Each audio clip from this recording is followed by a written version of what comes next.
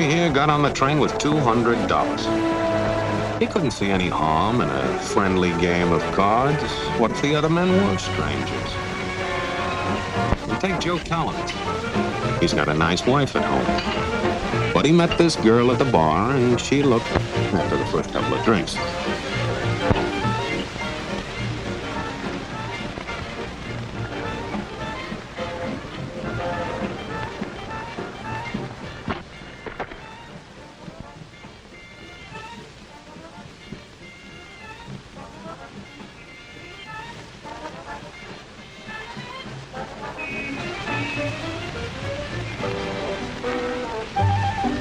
There's a good old-fashioned word for people like us. We call them suckers.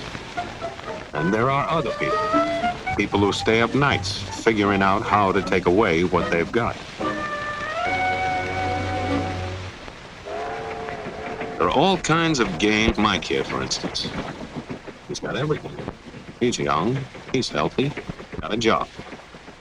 And he's got plenty of food. Big factories to make things a man can use. Big cities to do the business of a big, and people, lots of people. Enough to work the farm, build the factories, dig the mines, run the business. All kinds of people. People from different countries with different religions, different colored skins. Free people. They can live together and work together and build America together because they're free. Free to vote, to say what they please, go to their own churches, pick their own jobs. Yeah? Mike's got something, all right. He's got America. There are guys who stay up nights figuring out how to take that away from me. I happen to know the facts.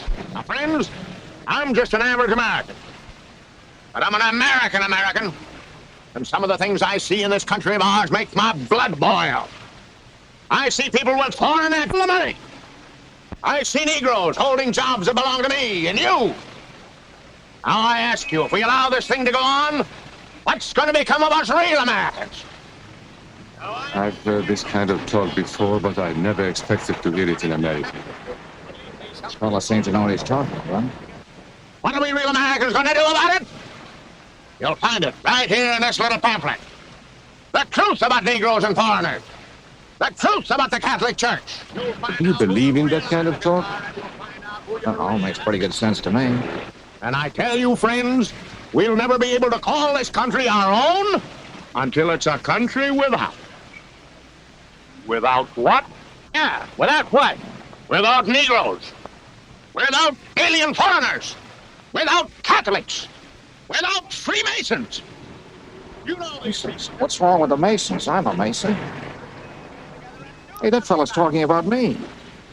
And that makes a difference, doesn't it? These are your enemies. These are the people who are trying to take over our country. Now you know them. You know what they stand for. And it's up to you and me to fight them. Fight them and destroy them before they destroy us. Thank you.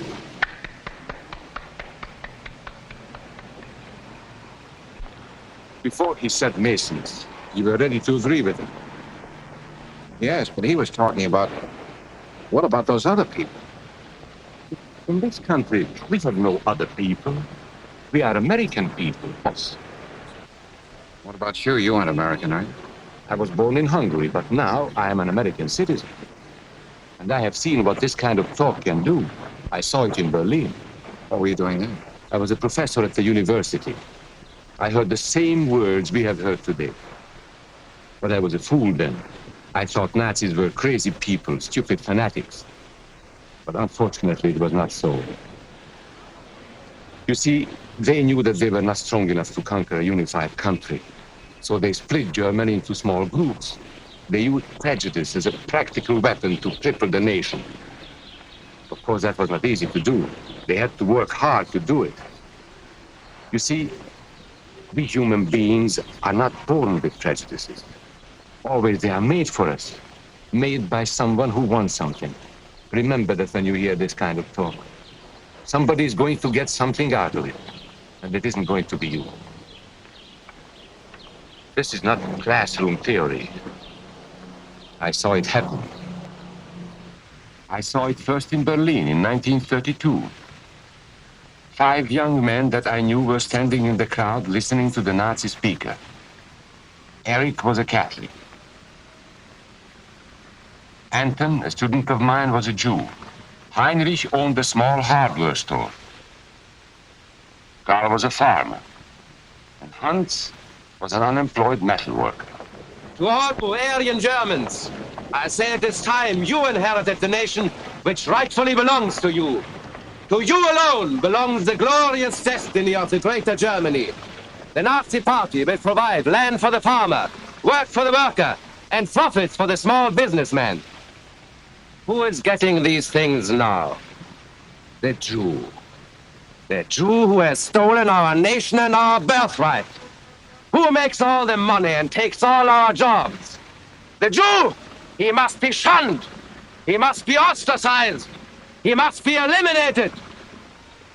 And the Catholics. We don't want our great nation run by a foreign church. We Germans will know what to do with these people when the time comes. They and their faith must be destroyed. Then there are the Freemasons. In Germany, we have no place for secret societies. There will be only one society, and that is the Nazi Party. There will be no secrecy about that in the new Greater Germany.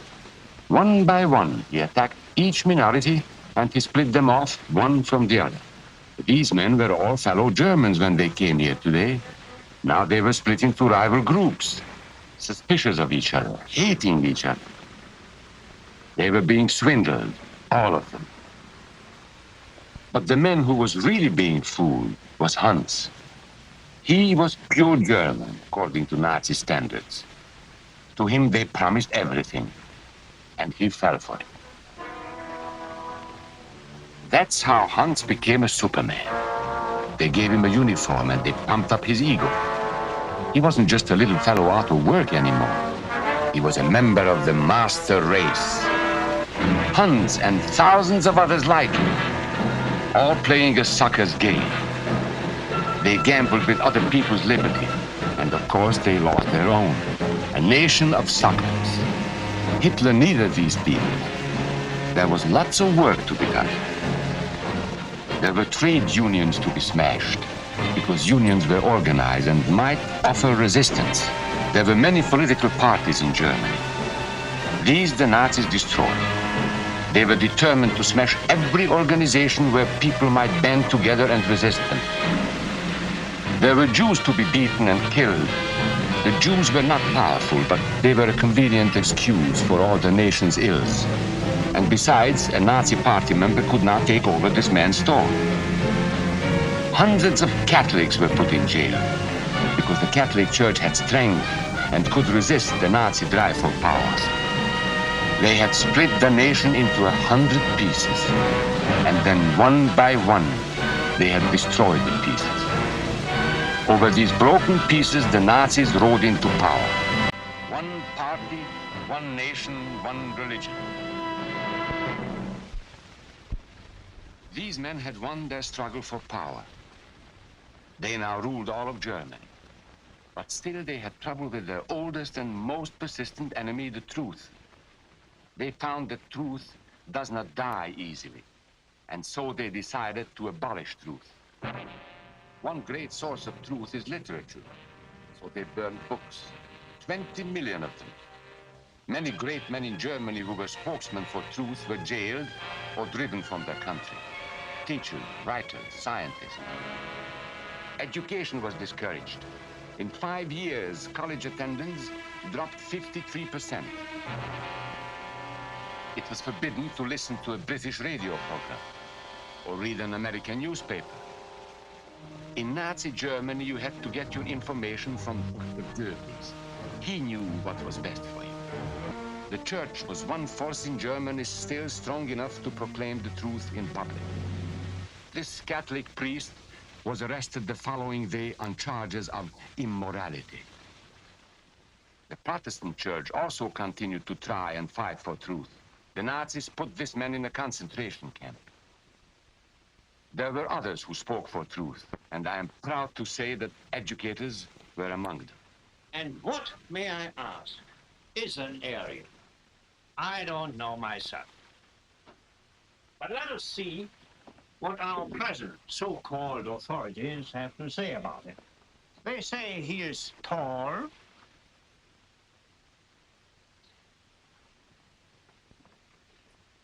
slender,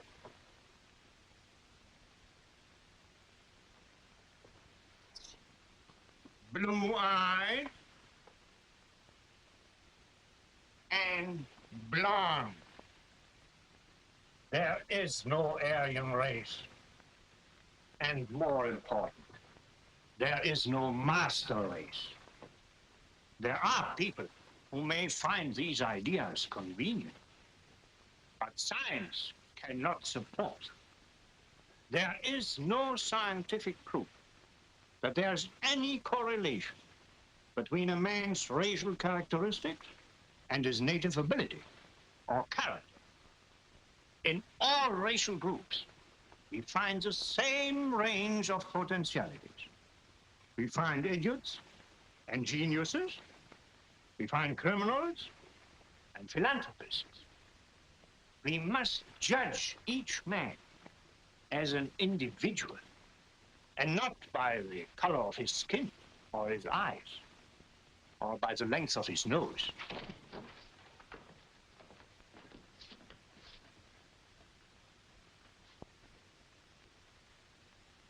Come in, gentlemen. It's comfortable. And remember that there is no master race. That is a scientific truth. Anyone who tells you otherwise is lying.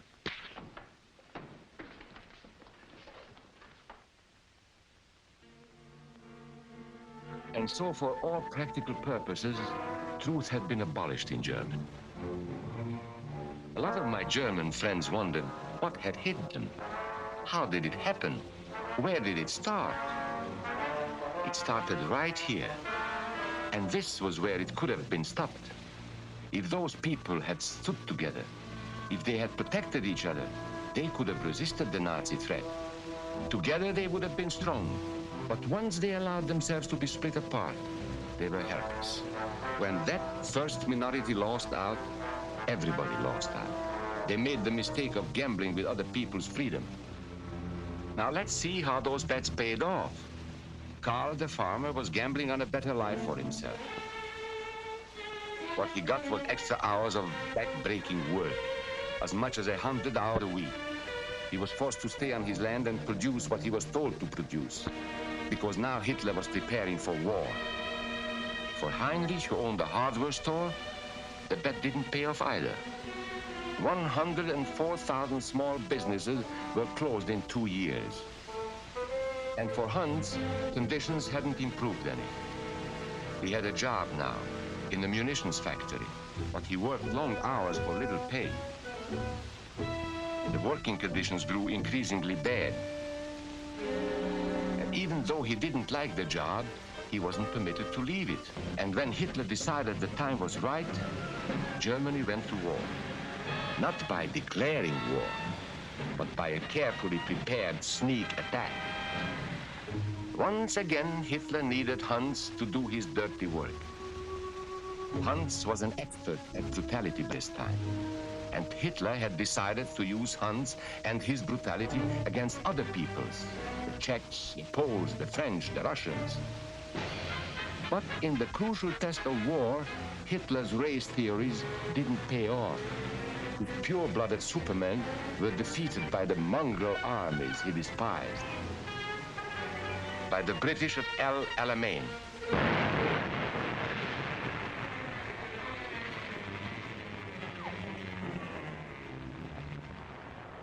By the Russians at Stalingrad.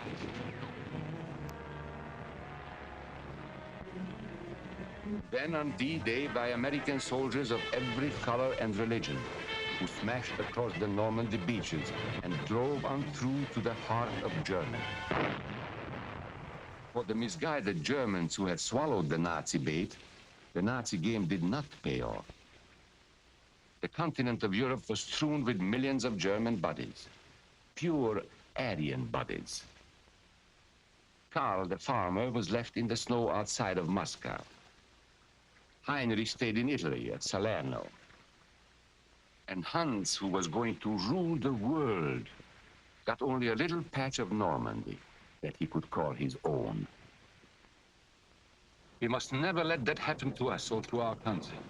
We must never let ourselves be divided by race or color or religion, because in this country we all belong to minority groups. I was born in Hungary. You are a Mason. These are minorities. And then you belong to other minority groups too. You are a farmer. You have blues. You go to the Methodist Church. Your right to belong to these minorities is a precious thing. You have a right to be what you are and say what you think, because here we have personal freedom. We have liberty. And these are not just fancy words. This is a practical and priceless way of living. But we must work at it. We must guard everyone's liberties, or we can lose our own. If we allow any minority to lose its freedom by persecution or by prejudice, we are threatening our own freedom. And this is not simply an idea. This is good, hard common sense. You see, here in America is not a question whether we tolerate minorities. America is minorities. And that means you and me.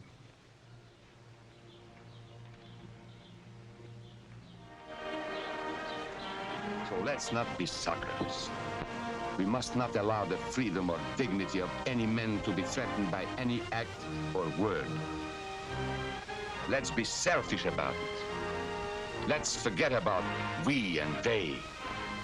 Let's think about us.